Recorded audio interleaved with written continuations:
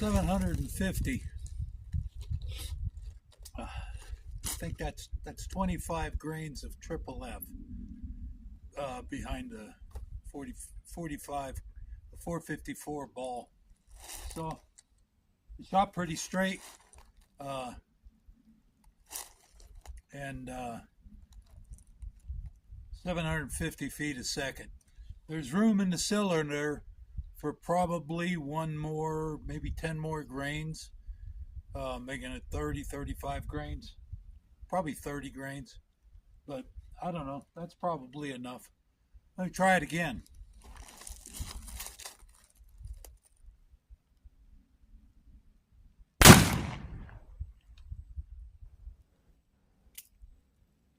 $750.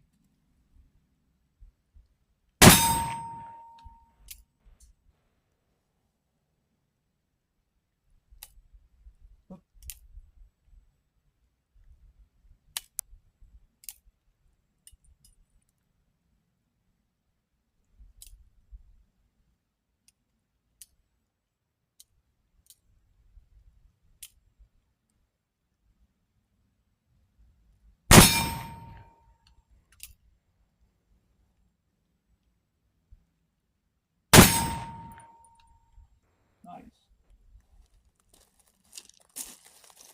Some of them were a little less. Yeah, one was even 706. I don't know. Anyway, decided to shoot this Colt 1860 that I got, and I don't shoot these a lot. They're kind of fun to play with, but they are aggravating too. This one I got one cylinder that didn't fire. I got to go get another cap and put it on there. So anyway, we got a little snow yesterday morning. You couldn't tell by looking, I guess, well, this way. Anything that's in the sun, you couldn't even tell it snowed. In the shade areas, there's still some snow. But it was like 13 degrees this morning. And it's still a little chilly right now. The only thing that makes it marginally acceptable is the sun's out. Anyway, let's go in the shop and talk about this pistol just a little bit. And I had one misfire, and I'll go ahead and get another cap on here and see if I can get it to go. So grab a cup of coffee, whatever kind you like. We got a lot of discussion going on the coffee last time, which is cool. Anyway, grab a cup, and I'll see you in the shop. Okay, so put another cap on here, so see how it goes. Do a one-hand shot.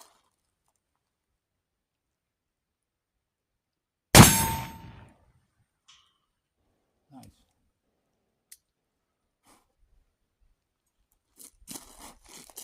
I cleared all the chambers before I loaded it, but I don't know. Sometimes that happens with these things. A lot of the guys shoot these cap and ball guns in cowboy matches, and they get really, really good at making them work without fail. But there's a ton of things that could go wrong when you're shooting these, and one of them is a misfire. And I don't think the chamber was plugged or the nipple hole was plugged. I think just the way it hit the cap, the cap went off, but it didn't send any fire in there. So anyway, let's go in and talk about these. So I was shooting this one with straight black powder, 3F. This is Graff & Sons. A lot of the guys that shoot cowboy with these, give you a little close-up of the gun. This is a Uberti model. And over the years, I've had 1858s and probably more 1858s than this. And I've had people talk me out of them. And I bought this one because, like I say, it's not that I don't like shooting these. I just don't shoot them very much. I have other guns I like shooting more. But I figured I should have one in my collection. So this one has a fluted cylinder that you can probably see. And it's kind of a slimline thing, 4-inch, or Jesus, 7-inch barrel, 7.5-inch barrel. It's kind of fun to shoot. A lot of the guys, the cowboy guys, I use straight black powder.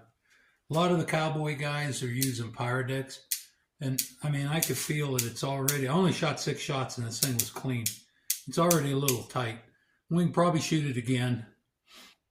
And a lot of the guys will just hose these out right in the middle of the match and get going again, blow them out and get going again. So those guys, I can't believe. Some of the things that you got to be careful of is you got to know what nipple you have. If you have a number 11 cap and you have like a number 10 nipple, okay, that bigger cap will fall off on the ones that you haven't fired yet. The one that you shoot, it'll get, you know, it'll be stay on there and it'll be on there when you shoot and it'll go off. But the recoil and all that might cause those other ones to fall off. A lot of guys have problems with that. So you got to match your nipples with the size cap that you're using. Sometimes, and they blow apart. The cap kind of blows apart. Most of the time they come out of there, and sometimes they get stuck. I didn't have a problem with that on this round. So anyway, let's take a look at some of the stuff that you need to make one of these things go boom.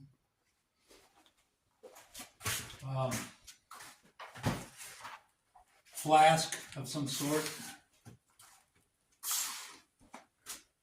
These flasks are kind of cool. They used to come in the boxes. It's a nice size for your pocket. You can put a lot of things in, a lot of shots in there. And then this thing here is a 25 grain charge. And you just dump it. And then you have 25 grains you put into the cylinder. So, and of course you need balls. I've got a handful of them here. They are, now, this is a 44, this gun, but it shoots a 454 ball. And so it's really 45 caliber, even though they call it 44. And a lot of these conversions use the same barrel to shoot 45 Colt through, and they'll shoot a 451. This ball's a little bit bigger because when you press it, when we load it, you'll see when you press it, it actually shaves off a couple thousandths of the lead. And so you got to have a good supply of balls. These are Hornadies. Caps, and we all know about caps. I've got 2 cans of number 11s. There's 2 different kinds of cappers that you can get if you want to use a capper. It's a little bit better than using your fingers. For some pistols, this one will work. This is a rifle capper. This is a pistol capper. The way this is designed, it'll work to get into the area that you have to get into to cap them.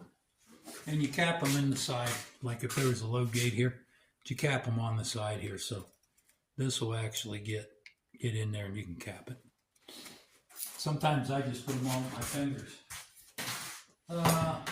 Good thing to have is a nipple wrench. You know what that looks like. Oh, and I've been using these wads. They're not as messy.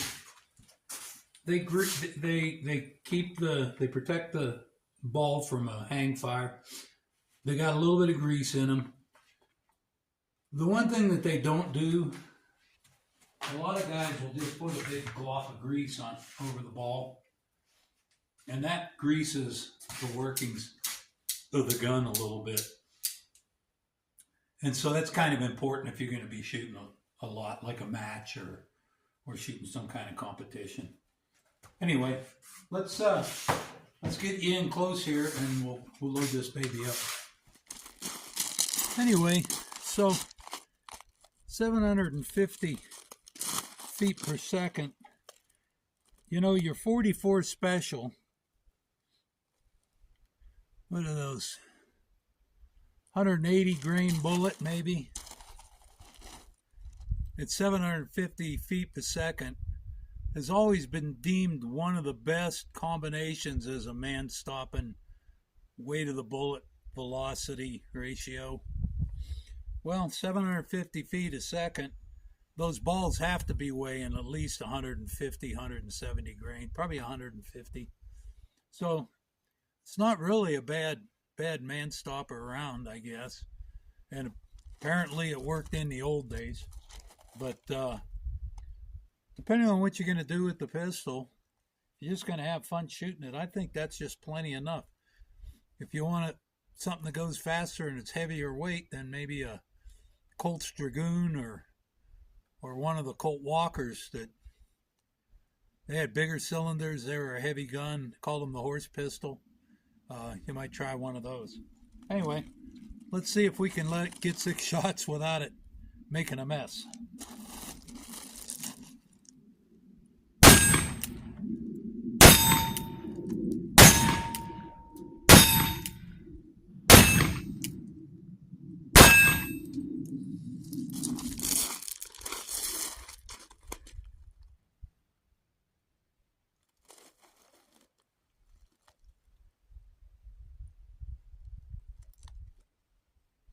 Anyway, here we go.